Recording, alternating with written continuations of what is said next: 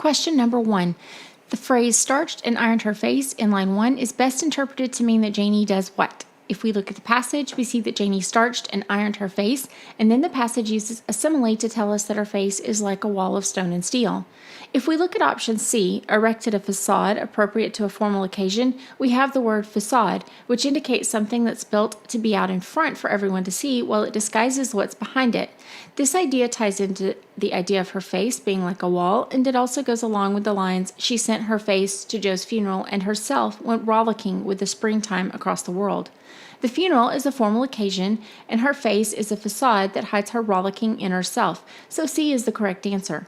If you look at the rest of the answers, A, kept her composure by doing household chores.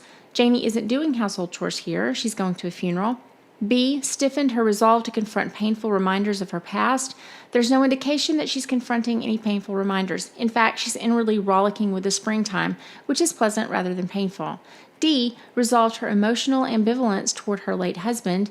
Ambivalence refers to contradictory or mixed ideas or feelings, and there's no indication of that in this passage. E, determined to keep her grief under control during the funeral. Janie has no real grief to control. Outwardly, there's weeping and wailing, but inwardly, there's resurrection and life. She's rollicking with the springtime. So, C is the only answer that fits this question, and it is the correct one.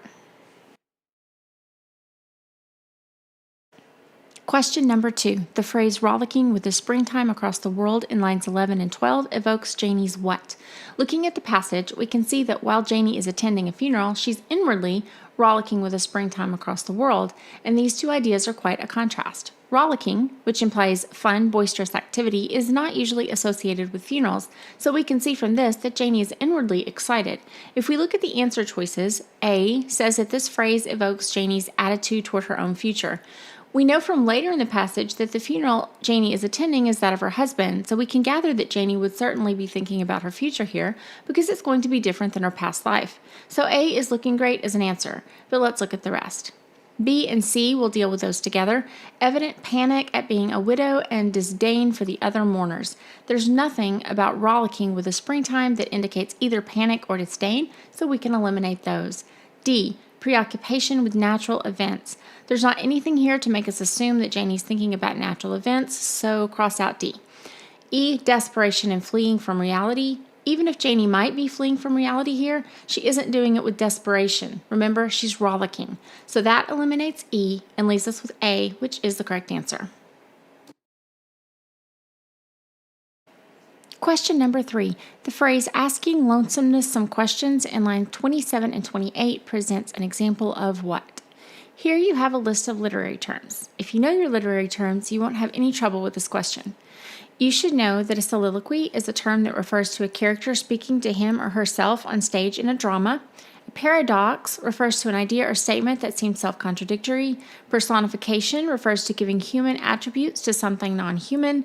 Ambiguity has to do with unclear meaning, and dramatic irony occurs when an audience has knowledge that a character in a work of drama or fiction doesn't have. If you look back at the question, you will see that if Janie is asking lonesomeness some questions, she is personifying lonesomeness, and so the answer is C, personification. Question number 4. Janie had hated her grandmother primarily for what?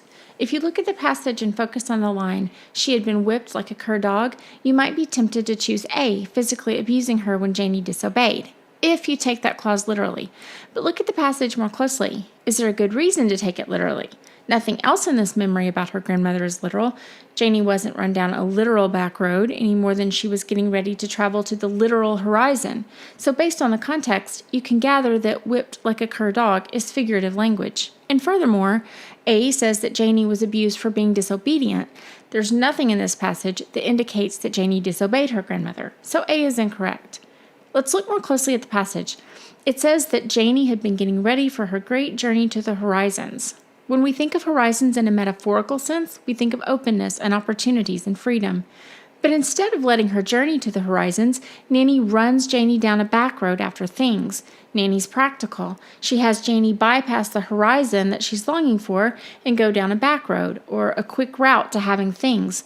The implication here is that Nanny has Janie marry someone who can provide her with material things rather than look for love or follow her dreams.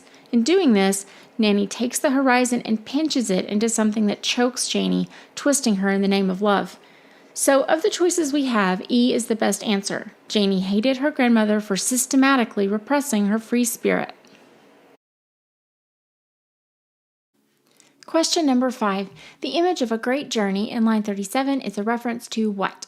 We're looking at the same part of the passage here, and it says that Janie had been getting ready for her great journey to the horizons in search of people. This is talking about the earlier time in her life, before, as we saw in the last question, her grandmother had choked her by pinching the horizon down into something small.